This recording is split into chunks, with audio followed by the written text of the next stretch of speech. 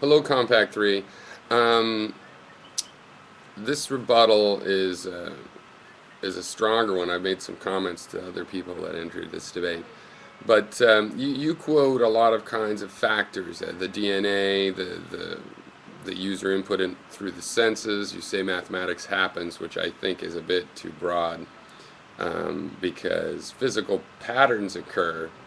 We create mathematics to explain physical patterns, but we're pretty sure physical patterns occur for which we don't quite have the mathematics yet. So to say mathematics when that's a human creation happens, it's really to say that physical patterns occur that we could probably describe mathematically. But that's a little bit of tautological because we'll make whatever mathematics it takes. But anyway, more or less, that's a true factor. You append on the factor of how chemicals operate. Now the thing is that these factors are you. Okay, now this takes a non-dualist, I mean a materialist non-dualist, an E equals mc squared kind of non-dualism. Energy is mass. It's all just in different forms, and in its energy form it's very fungible and interchangeable. So, you know, your senses modifying your inputs, your senses are you, your eye cells are you, and so on. Now, a lot of times we talk about the eye, this conscious eye. Well, we could tell that's not even the whole mind, let alone your eye cells.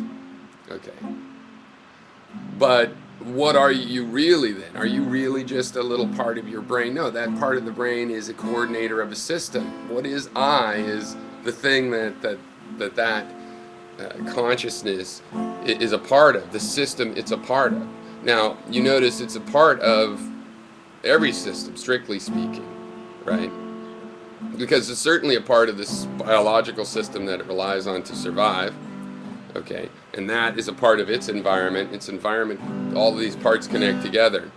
But obviously there's thresholds, and, you know, and this consciousness likes to take credit for the body, and why shouldn't it? And if we're talking about questions of will, it has to, because this little part is definitely not in control entirely of the will. Now, I think I am my DNA, the DNA, you know, plus the living machine that uses the DNA. You know, that to me, it's in my body right now. I mean, I think that all that DNA in me is a part of me. So, you know, that connection makes me a part of it, since it has this long history as well.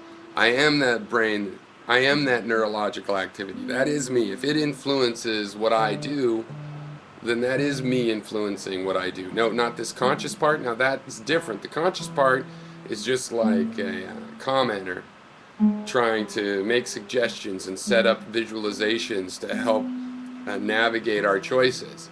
I mean, the real will is mostly unconscious urges, but those are all living. Just because they're unconscious doesn't mean they aren't really thinking or anything like that. Because the point is this: all those things are me.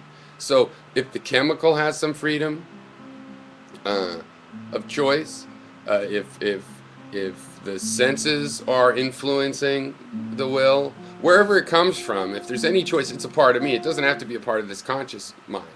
Now, what appears to be the case to me right now is that the conscious mind just does a little part of it, except for with some artistry, that little part can have a huge influence.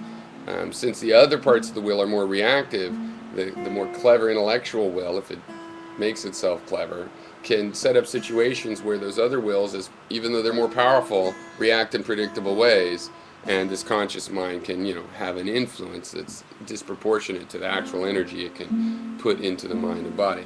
All right, cheers.